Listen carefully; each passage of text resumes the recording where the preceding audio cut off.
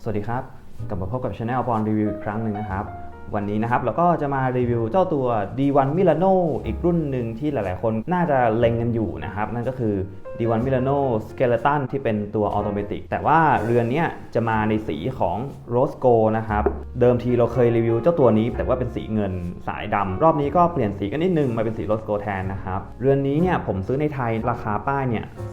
22,900 นะครับแต่ว่ามีส่วนลดนะฮะเอาจริงๆจำไม่ได้ละว่าลดกี่เปอร์เซ็นต์แต่ปกติแล้วเนี่ย D1 Milano ในเซ็นทรัลเขาจะจัดโปรแบบ 20-30% เป็นต้นไปนะครับบางรุ่นลด 50% ก็มีลองไปดูกันได้ใน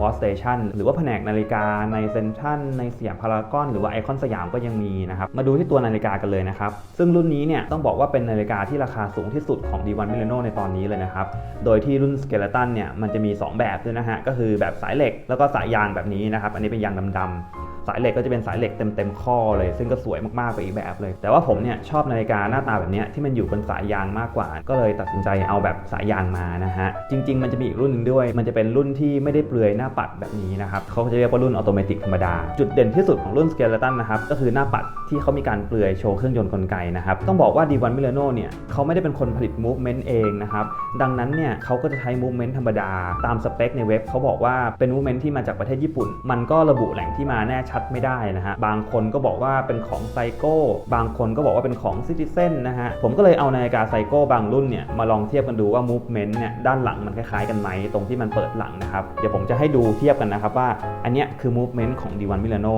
หน้าตาเป็นแบบนี้นะฮะและนี่คือ movement ของตัว Psycho 5รุ่นที่คล้ายๆกันก็คือสามารถขึ้นลานด้วยมือได้นะครับถ้าเกิดเอามาเปรียบเทียบกันปั๊บเนี่ยมันจะออกมาเป็นแบบนี้ฮะเพื่อนๆน่าจะมองเห็นอะไรบางอย่างนะฮะทั้งตัวโรเตอร์ดีเทลของเฟืองตำแหน่งการวางน็อตเอาว่าตามตรงมันแทบจะเป็นเครื่องตัวเดียวกันเลยนะฮะผมก็สันนิษฐานเลยแล้วกันว่าเครื่องของตัว D1 Milano เนี่ยมันน่าจะเป็นไซโก้นะฮะผมเนี่ยไม่เคยมีนาฬิกา Citizen ที่เป็นเครื่องออโต้เลยไม่แน่ใจว่าไอนาฬิกา Citizen เนี่ยเครื่องมันก็จะหน้าตาแบบนี้เหมือนกันหรือเปล่าก็ไม่ชัวร์นะฮะแต่ก็ฟันธงได้แหละว่ามันน่าจะเป็นเครื่องญี่ปุ่นจริงๆนะครับเพราะว่าพื้นฐานเนี่ยใกล้เคียงกับไซโก้มากๆเลยอย่าง D1 Milano เนี่ยเขาก็จะมีเอาตัวโรเตอร์เนี่ยไปปัดให้มันแบบเป็นริ้วๆแบบนี้นิดนึงนะฮะก็เป็นเครื่องญี่ปุ่นที่ค่อนข้างจะไว้ใจได้ขึ้นลานด้วยมือได้เราสามารถหมุนเกลียวมาแบบนี้พอหมุนเกลียวมาสักปั๊บเนี่ยก็หมุนย้อนกลับไปมันก็สามารถเป็นการขึ้นลานด้วยมือได้ไม่ต้องแกว่งอย่างเดียวนะครับมาดูดีเทลของหน้าปัดกันบ้างด้วยความที่ตัวเครื่องของเขาเนี่ยไม่ได้เป็นเครื่องที่สวยงามอะไรมากนะฮะ D1 เขาก็เลยดีไซน์แบบค่อนข้างฉลาดอ่ะเขาจะมีชิ้นวัสดุที่ไม่แน่ใจว่าทำมาจากอะไรนะฮะอาจจะเป็นเหล็กก็ได้หรือว่าอาจจะเป็นคาร์บอนสีดำๆแล้วมาฉลุเป็นลายเป็นวงกลมแบบนี้ครับแล้วก็วนออกมามันก็เลยดูเหมือนชิ้นงานตัวนี้เป็นส่วนหนึ่งของกลไกเครื่องนะครับซึ่งจริงๆอ่ะมันไม่ใช่เลยมันเหมือนเป็นหน้ากากชิ้นหนึ่งอ่ะที่แปะลงไปบนเครื่องซึ่งมันทำให้หน้าปัดอ่ะดูมีดีเทลมากขึ้นดูไม่น่าเบื่อเพราะว่าเครื่องเขาอ่ะไม่ได้สวยอะไรมากไอ้หน้ากากสีดำเนี่ยถือว่าช่วยได้มากๆเลยนะฮะรวมแอนโทนเนี่ยมีความตัดกันแล้วก็เด่นกว่าตัวสีเงินพอสมควรนะฮะคือคู่สีเนี่ยผมไปเห็นออดิมาปิเก้เขาใช้สีเนี่ยกับนาฬิกาเรือนหนึ่งของเขาที่เป็นหน้าสเกเลตันนะครับแล้วก็ตัวเรือนโรสโก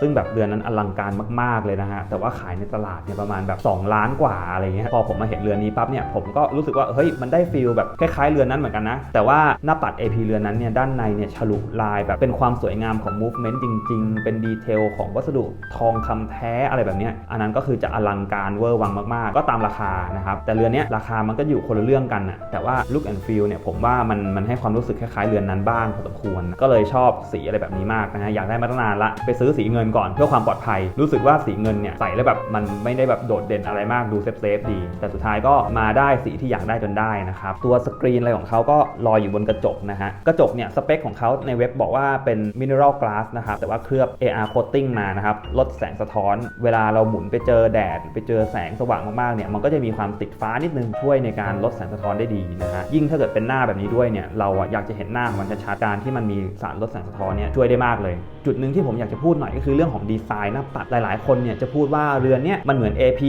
แต่บางคนก็จะบอกว่าเรือนเนี้ยมันเหมือนปาเต้ฟิลิปซึ่งส่วนตัวผมเองเลยเนี่ยผมก็จะพูดเสมอว่าเรือนเนี้ยมันเหมือนเอา AP กับปาเต้มาบวกกันหาร2อะไรแบบนั้นในเรื่องของดีไซน์นะฮะไม่ต้องไปพูดถึงเรื่องประวัติศาสตร์ความยิ่งใหญ่ในแบรนด์อะไรแบบนี้มันสู้กันไม่ได้อยู่ละแต่ว่าเขามีการหยิบเอลิเมนต์บางอย่างของทั้ง2เรือนเนี่ยมาปรับค่อนข้างดีตัว D1 Milano เนี่ยหน้าปัดด้านในจะเป็นวงกลมแบบนี้ใช่ไหมฮะซึ่ง AP ก็จะใช้หน้าปัดกระจกเนี่ยที่เป็นวงกลมเหมือนกันด้านในนะฮะ ส่วนปาเต้ฟิลิปเนี่ยด้านในเขาจะมีคว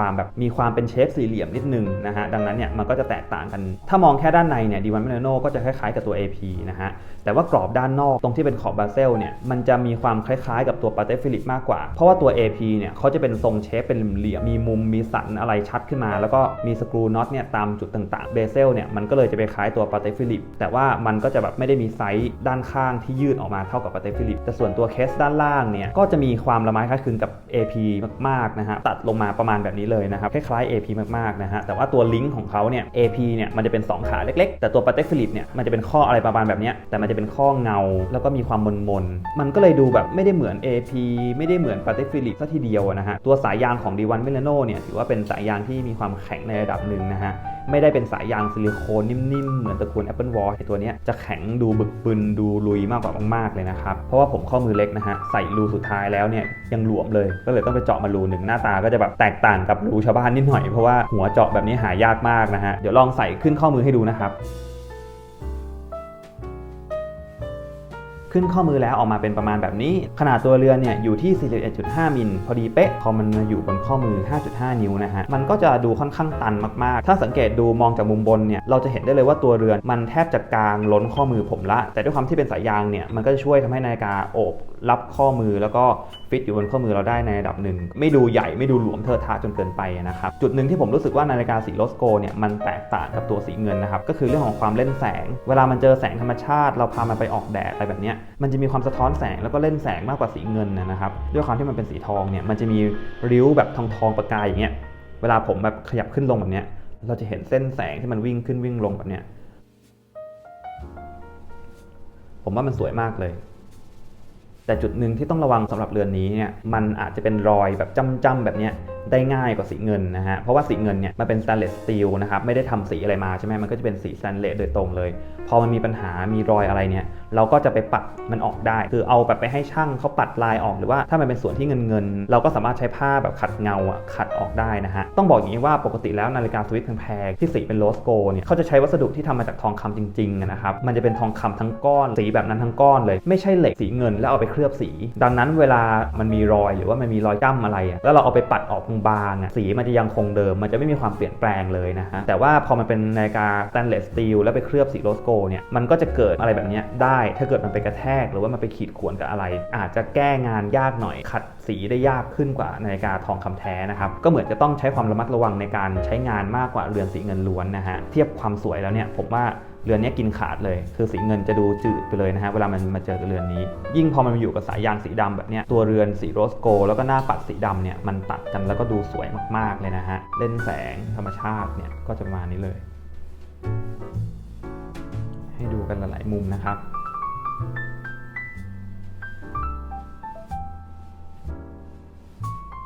ถ้าต้องให้ผมเลือกรุ่นนี้ระหว่างสีเงินกับสีโรสโกเนี่ยผมคงเลือกสีโรสโกอย่างไม่ลังเลเลยนะฮะเพราะว่ามันมีความเล่นแสงที่ดีกว่ามากๆแล้วก็เวลามองเนี่ยมันแบบสะท้อนแสงเพลินตามากเลยนะฮะสีเงินอาจจะดูเรียบไปเลยถ้าเทียบกับเรือนนี้นะครับสำหรับการรีวิวเจ้า D1 Milano Skeleton สีโรสโกก็